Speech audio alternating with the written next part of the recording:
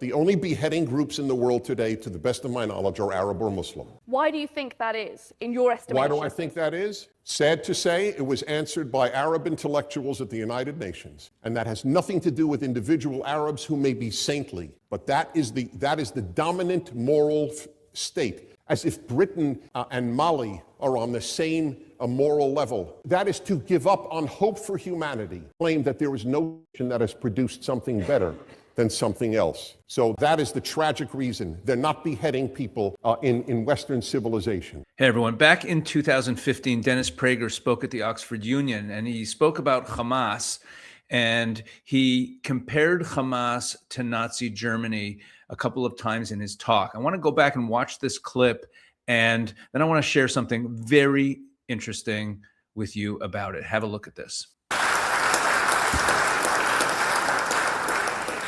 Thank you, Mr. President, and I hope my accent enables my words to be heard as clearly as I hope to present them.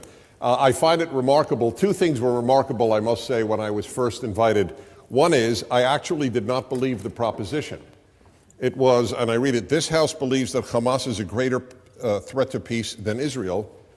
And I give you my word of honor, I actually called Oxford, I went online. I couldn't believe this was an actual proposition. You mean that's debatable? I actually thought for a moment that pro-Israel forces at Oxford had somehow put this into the lineup, as we call it in America, when you put a lineup for your players on your team. I was stunned. The other was when I realized, by God, they really are serious. It must be an academic institution. And I realized, as Orwell said, some things are so foolish, only an intellectual could believe them. And I realized, okay, this is it. This is a Western world tragedy, the amount of nonsense that is often believed in academia. And so this is a debatable proposition at such an illustrious institution. It's actually sad, as I will point out over and over, just appealing to your common sense. You need know nothing about the Middle East to understand how absurd the proposition is. It's of course valid, but that it's debatable is an absurdity. The other is my biography. I must say I have been called many things, including controversial, but of my long resume, just to be described as controversial, may I say to you that to the millions of people that I broadcast to every day, I am not controversial whatsoever. So clearly, those who invited me find it controversial. All right. Let me just give you an analogy. I didn't check, I should have. In the 1930s, was there a debate at this auspicious place? Was there a debate over the following proposition? That Nazi Germany, that Great Britain is a greater threat to peace than Nazi Germany. Or Nazi Germany is a greater threat to peace than Great Britain. Was there a debate in the 1930s? That is a perfect analogy to what we are debating tonight. Nazi Germany is to Israel what Nazi Germany was to Britain, what Hamas is to Israel. Whether you agree with Israeli policies or not, and I don't agree with all Israeli policies, it is irrelevant. The question is that analogy fair? So let me ask you a question. I'll take you in a moment. Actually, in 2 moments. But let me begin. Who is the greater threat to peace? Let's forget Israel, okay? Who is the greater threat to peace in Syria? ISIS or Israel? Who is the greater threat to peace in Lebanon? Hezbollah or Israel? Who is the greater threat to peace in Egypt? The Muslim Brotherhood or Israel? Do you understand? In every case, everyone in this room would acknowledge that ISIS is a greater threat to peace in Syria than Israel. In every person in this room, I have to believe, even Professor Schlein, would have to agree that ISIS is a greater threat, that the Muslim Brotherhood is a greater threat, and that Hezbollah is a greater threat. All of a sudden, we change the entire scenario because it is now Hamas instead of Hezbollah, or ISIS, or Muslim Brotherhood.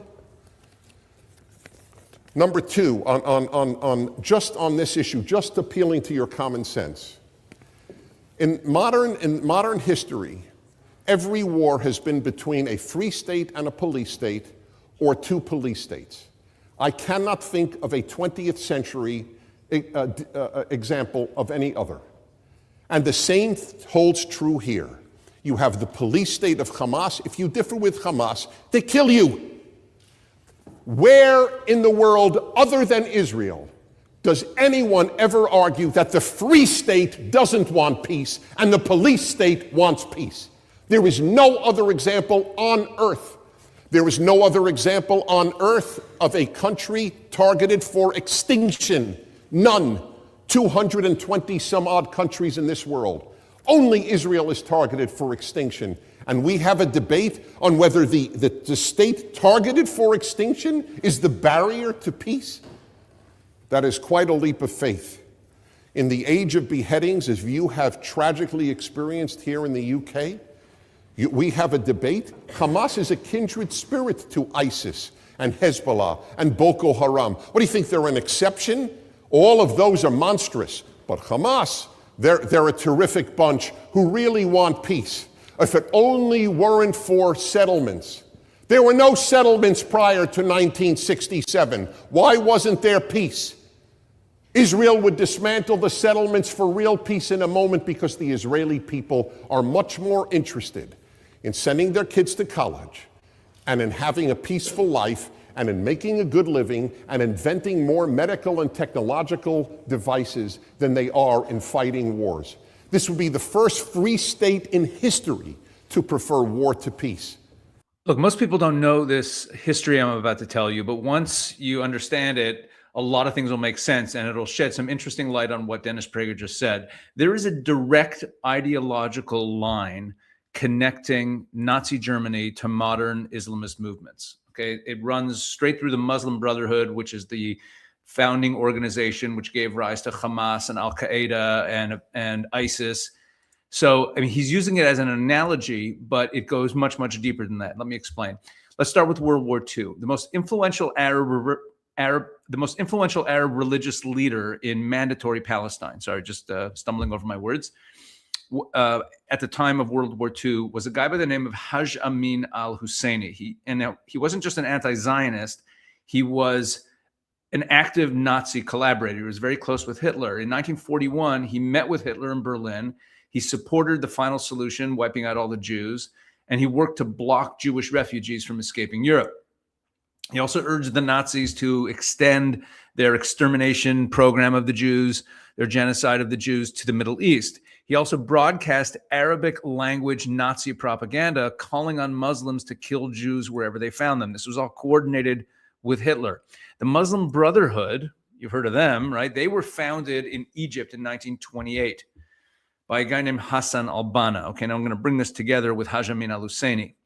So in the 1930s and 40s, the Brotherhood openly admired Hitler also, and they adopted the fascist-style mass mobilization, and they absorbed European anti-Semitic conspiracy theories, the type of stuff Hitler was promulgating, especially the idea that Jews secretly controlled global politics, finance, and culture. If you ever look at like anti-Semitic cartoons from the Muslim world and from the Nazi world, they're very similar. That's an example, but it was also in texts. And the Muslim Brotherhood supported the 1936 to 1939 Arab revolt in Palestine, which was a violent revolt against the Jews, which Haj Amin al-Husseini organized. And Hassan al-Banna appointed Haj Amin al-Husseini as his official representative of the Muslim Brotherhood activities in Palestine. Okay, so this is important to understand. The Muslim Brotherhood didn't just create this Islamist politics that we're seeing today. It actually involved European anti-Semitic ideas, and it brought them into Islam, and it adopted them into Islam. Okay, and that's why there's a lot of other moderate Islam in other parts of the world where that are not Muslim Brotherhood. Okay, so the Muslim Brotherhood actually used Nazi European anti-Semitic thinking. So after World War II, the Nazi ideology, while it was defeated in Europe, it didn't disappear. It spread in other ways. So former Nazi propagandists and intelligence officials actually found refuge in Arab states like Egypt and Syria. And you also had Muslim, terrorist leaders who were hiding out with Nazis in South America. Like they became sort of one community. And these Nazi propagandists and intelligence officials who moved to these Arab states that were starting to wage their wars, their information wars and their actual wars on Israel, these Nazi guys were advising Arab governments. And they helped shape the anti-Semitic media narratives. At the same time, the Muslim Brotherhood became the ideological incubator for all these other jihadist movements that we've seen since then. Like Hamas is literally the Muslim Brotherhood's Gaza branch. That's how it was founded. Okay, Al-Qaeda is an offshoot of the Muslim Brotherhood. ISIS is an offshoot of the Muslim Brotherhood. So when you read Hamas's charter, you can see this continuity. Article 7 of Hamas's charter doesn't just talk about Israel, it talks about killing Jews everywhere in the world. And it quotes a hadith about Muslims hunting Jews behind stones and trees, right? It's a religious text. Article 22 of their charter claims that Jews control the media, revolutions, world wars. That's more like Nazi language. So you have this merger of Islamist and Nazi language, right? Claims about Jews controlling the media and world wars and revolutions. That's like European anti-Semitic stuff, okay? It's not really Islamic theology.